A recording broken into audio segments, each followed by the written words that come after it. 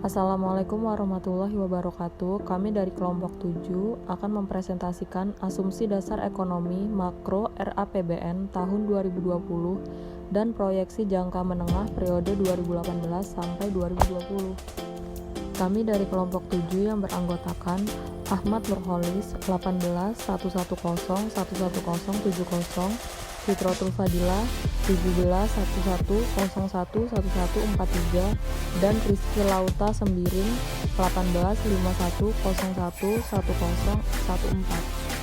1. Perkembangan ekonomi global dan domestik tahun 2015 sampai 2019 dan proyeksi tahun 2020. Perekonomian dunia cenderung mengalami fluktuasi dalam periode 2015 sampai 2019 dengan tren penurunan dalam 2 tahun terakhir.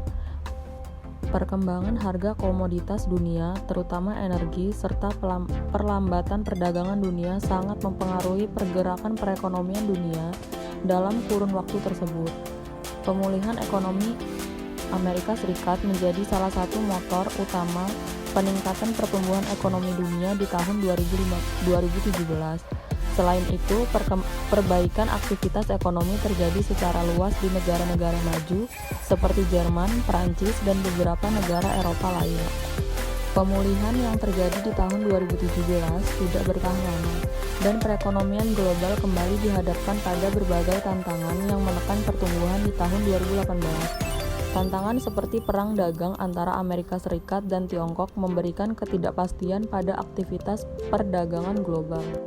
Pertumbuhan volume perdagangan global menurun tajam dari 5,5% di tahun 2017 menjadi hanya 3,7% di tahun 2018. Seiring dengan pelemahan perdagangan di tahun 2018, aktivitas manufaktur global juga dihadapkan pada perlambatan. Pertumbuhan ekonomi Amerika Serikat di tahun 2019 akan berada pada tingkat 2,6% atau melambat dibanding tahun 2018 sebesar 2,9%. Salah satu pendorong utama perlambatan ekonomi negara berkembang adalah penurunan kinerja ekonomi Amerika Serikat yang diperkirakan terus melambat ke tingkat 1,9% di tahun 2020. Selain disebabkan oleh siklus ekonomi yang kembali dalam tren penurunan, tensi perang dagang dan berkurang stimulus fiskal ditenggarai menjadi faktor yang dapat mendorong pelemahan ekonomi Amerika Serikat lebih lanjut. Pertumbuhan ekonomi Eropa diperkirakan melambat dari 1,9% di tahun 2018 menjadi 1,3% di tahun 2019. Aktivitas manufaktur negara Eropa, khususnya Jerman, mengalami perlambatan akibat adanya peraturan baru mengenai emisi bahan bakar serta penurunan permintaan dari luar negeri. Resiko pada perekonomian Eropa semakin tinggi dengan masih belum tercapainya kesepakatan negosiasi Brexit. Sementara itu, pertumbuhan ekonomi Eropa di tahun 2020 diperkirakan akan meningkat menjadi 1,6%. Pertumbuhan ekonomi Inggris tahun 2019 diperkirakan berada di tingkat 1,3% atau sedikit melambat dibandingkan tahun 2018 sebesar 1,4%. Pertumbuhan ekonomi Inggris juga diproyeksi meningkat di tahun 2020 ke kisaran 1,4% di tahun 2020. Ketidakpastian Brexit diperkirakan akan berkurang dan mengurangi resiko bagi aktivitas ekonomi kawasan Eropa dan Inggris. Di tahun 2019, Jepang diprediksi akan mencapai pertumbuhan 0,9% atau sedikit meningkat dibanding tahun 2018 sebesar 0,8%. Pertumbuhan ekonomi Jepang di tahun 2020 diprediksi kembali melambat ke tingkat 0,4%. Salah satu faktor yang diperkirakan menahan laju pertumbuhan Jepang adalah rencana kenaikan pajak konsumsi dari 8% menjadi 10%. Kebijakan ini harus diambil guna menutupi tingginya kebutuhan untuk membiayai sistem jaminan sosial. Pertumbuhan ekonomi Tiongkok di tahun 2019 diperkirakan melanjutkan tren perlambatan ke tingkat 6,2% dari 6,8% di tahun sebelumnya. Di kelompok negara berkembang, Tiongkok diprediksi kembali mengalami perlambatan ekonomi di tingkat 6,0% di tahun 2020. India akan memimpin pertumbuhan di kelompok negara berkembang dengan proyeksi pertumbuhan ekonomi sebesar 7,2% di tahun 2020. India diperkirakan masih akan mencatatkan pertumbuhan yang tinggi di kisaran 7%, didorong oleh kebijakan reformasi struktural, termasuk perbaikan kemudahan berusaha dan peningkatan tingkat elektrifikasi. Pertumbuhan ekonomi ASEAN 5 juga diperkirakan sedikit melambat dari 5,2% di tahun 2018 menjadi 5,0% di tahun 2019. Pada kelompok negara ASEAN, Indonesia menjadi salah satu negara yang akan mendukung pertumbuhan ASEAN 5 di tahun 2020 pada tingkat 5,1%. Proyeksi pertumbuhan ekonomi tahun 2019 sampai 2020 di beberapa negara dapat dilihat meskipun pertumbuhan ekonomi global di tahun 2020 membaik. Namun, harga-harga komoditas secara umum diperkirakan relatif stagnan. Hal ini antara lain disebabkan oleh beberapa faktor yang kemungkinan memberi andil besar pada stabilitas harga, seperti terjaganya pasokan dan kebijakan terkait. Harga komoditas minyak mentah di tahun 2020 diperkirakan masih akan dipengaruhi oleh pasukan shale oil di Amerika Serikat yang semakin produktif, serta ketidakpastian komitmen pemangkasan produksi oleh negara OPEC. Pada sisi lain, tensi geopolitik dapat memberi dorongan pada kenaikan harga. Sementara itu, dukungan kebijakan pada sektor infrastruktur yang diambil Tiongkok dapat menjadi faktor pendorong kenaikan harga komoditas logam. Meskipun dampak dari perang dagang juga harus terus diwaspadai dampaknya kelompok komoditas ini. 2. Perekonomian domestik. Pertumbuhan ekonomi di tengah gejolak perekonomian internasional yang mengalami ketidakpastian dan kecenderungan mengalami perlambatan. Pertumbuhan ekonomi Indonesia pada periode 2015 sampai 2019 menunjukkan kinerja yang baik dengan tren yang harus mengalami peningkatan. Perbaikan pertumbuhan ini didukung oleh kuatnya permintaan domestik yang mendorong stabilnya konsumsi masyarakat dan peningkatan investasi domestik. Hal ini juga sejalan dengan membaiknya persepsi pelaku usaha terhadap iklim investasi dan keyakinan masyarakat terhadap prospek ekonomi ke depan. Pertumbuhan ekonomi Indonesia pada periode 2015 sampai 2018. Yang pertama, dalam 4 tahun terakhir, tahun 2015 merupakan salah satu tahun di mana perekonomian domestik mendapatkan tantangan yang cukup berat sehingga hanya mampu tumbuh sebesar 4,9%. Tantangan tersebut tidak hanya berasal dari sisi global, tetapi juga berasal dari sisi domestik. Penurunan harga komoditas yang cukup dalam disertai tekanan terhadap nilai tukar memberikan dampak terhadap ruang gerak. Yang kedua, memasuki tahun 2016, perekonomian domestik mengalami titik balik dengan peningkatan kinerja pertumbuhan ekonomi yang mencapai 5,0%.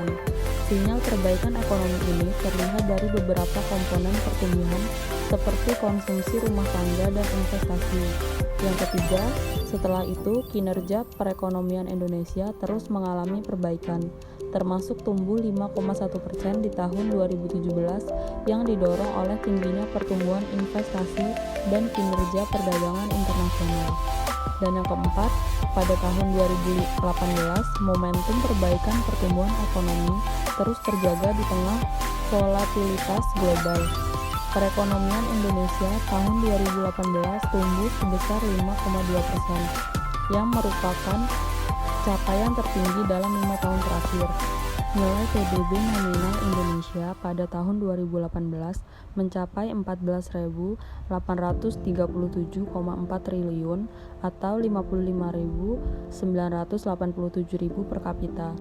Hal ini memberikan dukungan terhadap kinerja pertumbuhan ekonomi melalui kebijakan fiskal yang counter-cyclical dalam menjaga momentum perbaikan kinerja ekonomi nasional. Perkiraan pertumbuhan ekonomi Indonesia pada periode 2019-2020. Perbaikan kinerja pertumbuhan ekonomi Indonesia ini diperkirakan terus berlanjut dan tumbuh sebesar 5,1% pada semester 1 tahun 2019 dengan ditopang oleh aktivitas perekonomian domestik. Perdagangan internasional pada semester 2 tahun 2019 diperkirakan mengalami perbaikan. Sinergi penguatan ekspor, investasi, dan industrialisasi akan menjadi fokus utama untuk meningkatkan ekspor berbasis non-komoditas yang memiliki nilai tambah tinggi dan mitigasi resiko ketidakpastian perekonomian global. Kinerja sektor pertanian, kehutanan, dan perikanan pada tahun 2020 diperkirakan relatif stabil dengan tumbuh sebesar 3,7%. Pada tahun 2020, industri pengolahan tumbuh lebih tinggi dibandingkan tahun sebelumnya, yaitu sekitar 5% dan diharapkan mampu menyerap tenaga kerja yang lebih besar. Sektor perdagangan diperkirakan akan tumbuh 5,5% dengan upaya peningkatan perdagangan antar daerah. Tingkat inflasi. Terkendalinya laju inflasi berperan penting dalam pencapaian sasaran pembangunan maupun penyusunan postur APBN dan arah kebijakan fiskal. Sementara itu, dalam kaitannya dengan penyusunan APBN, asumsi laju inflasi menjadi faktor penting dalam perhitungan dan penyusunan penerimaan dan belanja negara. Stabilitas perekonomian Indonesia terjaga cukup baik selama 4 tahun terakhir pada periode 2015 sampai 2019. Salah satunya dicerminkan oleh capaian positif laju inflasi yang terkendali pada kisaran 3%.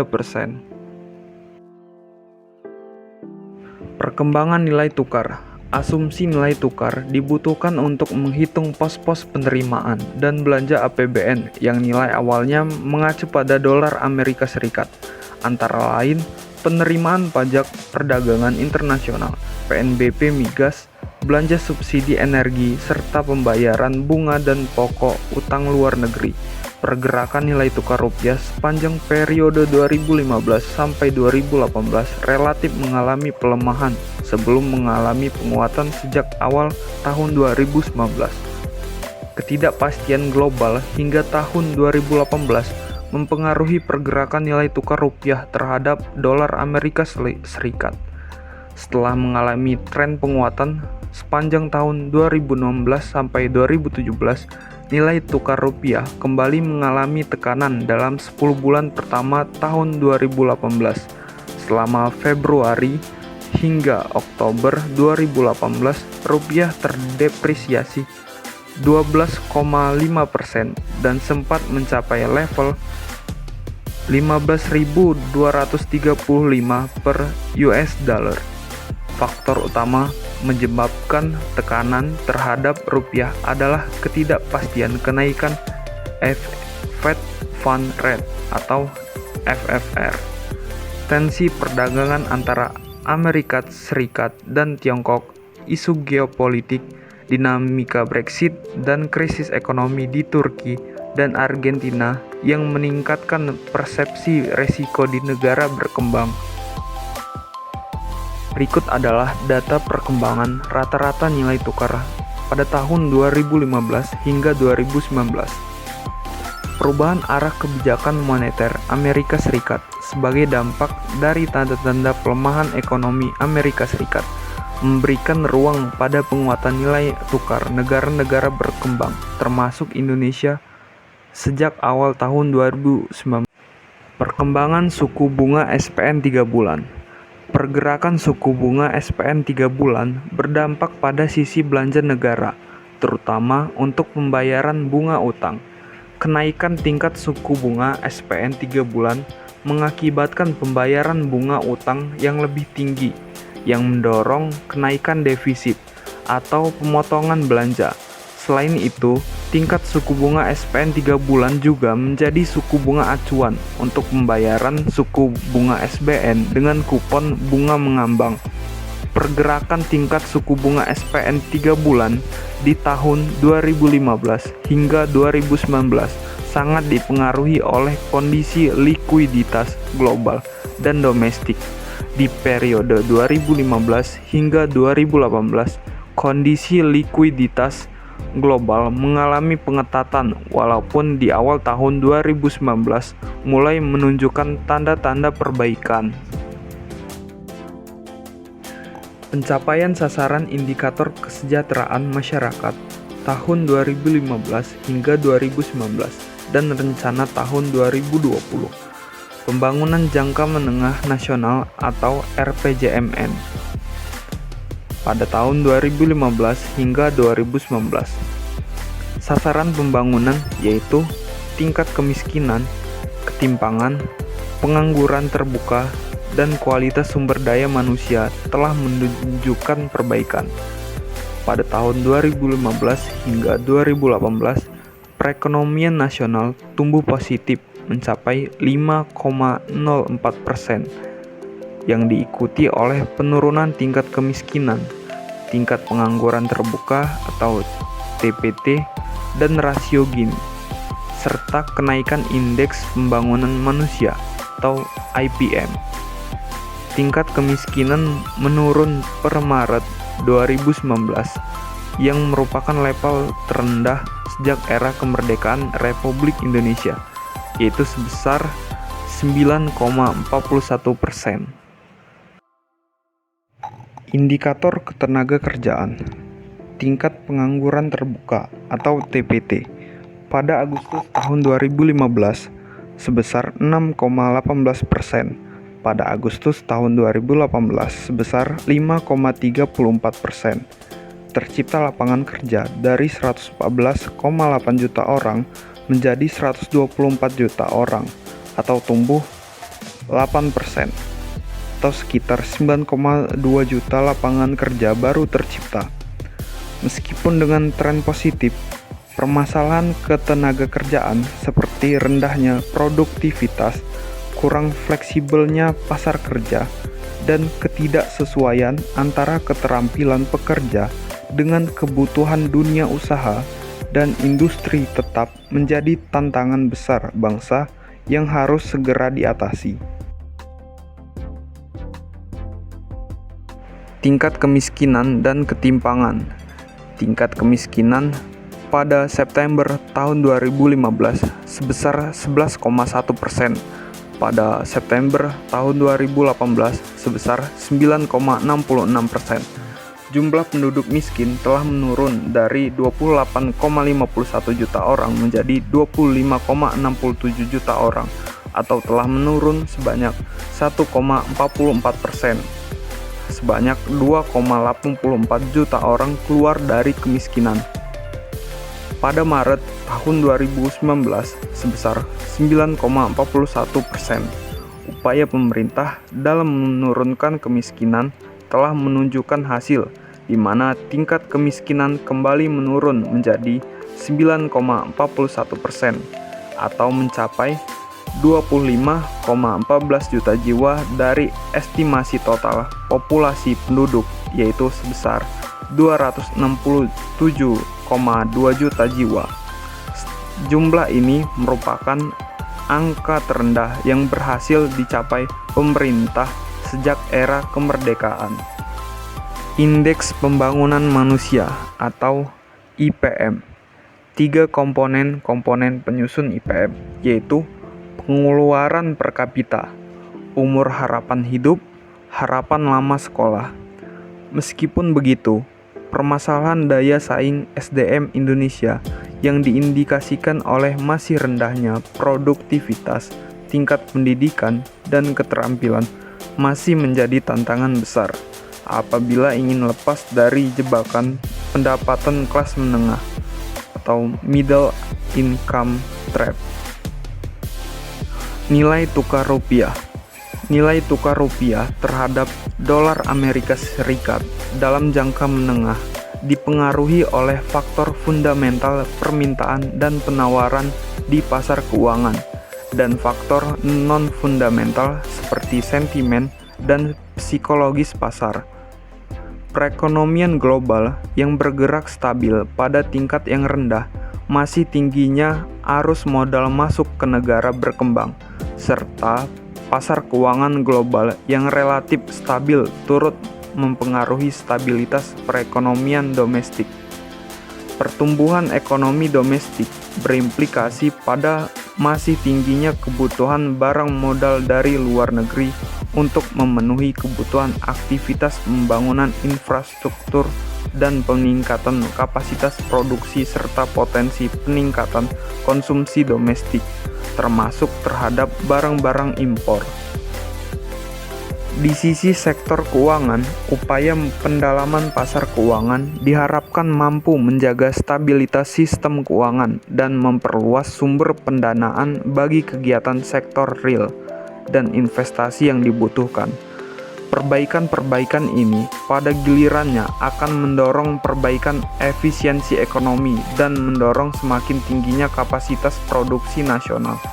Dengan melihat berbagai potensi global dan perkembangan fundamental perekonomian domestik, nilai tukar rupiah pada tahun 2021 hingga 2023 diperkirakan akan bergerak di kisaran 13.600